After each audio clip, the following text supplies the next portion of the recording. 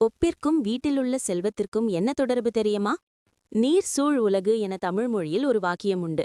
இந்த உலகம் 73% கடல் நீரால் தான் சூழப்பட்டிருக்கிறது.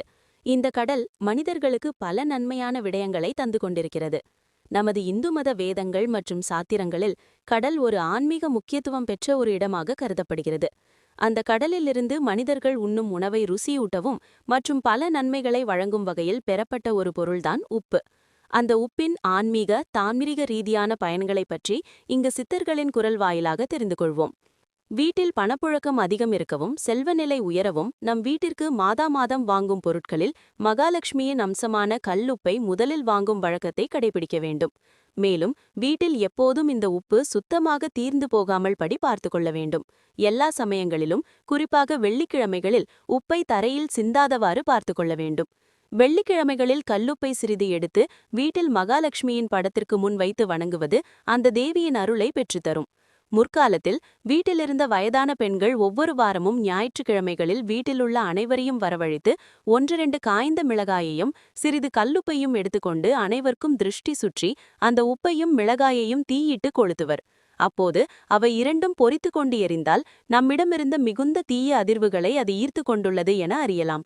எனவே ஒவ்வொருவரும் வாரத்திற்கு ஒரு முறையாவது இந்த திருஷ்டி சுற்றல் முறையை செய்து கொள்வது நமது சக்தி உடல்களில் இருக்கும் தீய பாதிப்புகளை நீக்கும்.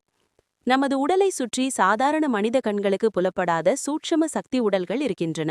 இந்த சக்தி உடல்கள் நாம் தினமும் வெளியில் சென்று பல்வேறு இடங்களில் புழங்கும்போது அந்த இடங்களின் தீய அதிர்வுகளும் மேலும் நமக்கு நெருக்கமாக வரும் பல வகையான மனிதர்களின் எதிர்மறை அதிர்வுகளை நமது இந்த சக்தி உடல்கள் ஈர்த்துக்கொள்கின்றன.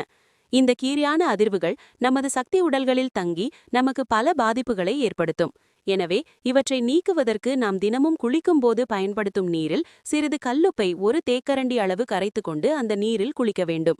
அதுபோல் நம் வீட்டில் சேர்ந்திருக்கும் தீய அதிர்வுகள் மற்றும் சக்திகளை போக்குவதற்கு நாம் வாரம் ஒரு முறை வீட்டின் தரைப்பகுதிகளை தண்ணீர் ஊற்றி சுத்தம் செய்ய வேண்டும். அப்போது அந்த நீரில் சிறிது கல்லுப்பை போட்டு கரைத்து அந்நீரை கொண்டு வீட்டை கழுவி சுத்தம் செய்வதால் வீட்டிலிருந்த தீய அதிர்வுகள் நீங்கும். மேலும் நமது வீட்டை துஷ்ட சக்திகள் எப்போதும் தாக்காத வகையில் இருக்க 4 சிறிய கண்ணாடி அல்லது பிளாஸ்டிக் குடுவைகளை எடுத்துக்கொள்ள வேண்டும்.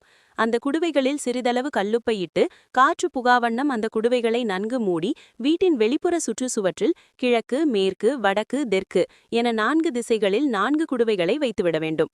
அந்த குடுவைகளை நாம் அடிக்கடி சோதித்து பார்க்கும்போது எந்த திசை பக்கம் இருக்கும் குடுவையில் உப்பு விரைவாக கரைந்து போயுள்ளதோ அந்த திசை வழியாக நமக்கு ஏற்பட இருந்த பாதிப்பை அந்த குடுவையில் உள்ள கல்லுப்பு ஏற்றுக்கொண்டதாக அர்த்தம். எனவே கரைந்து போன அந்த உப்பை நீக்கிவிட்டு புதிய கல்லுப்பை அதில் போட்டு மூடி மீண்டும் அதே திசையில் அதை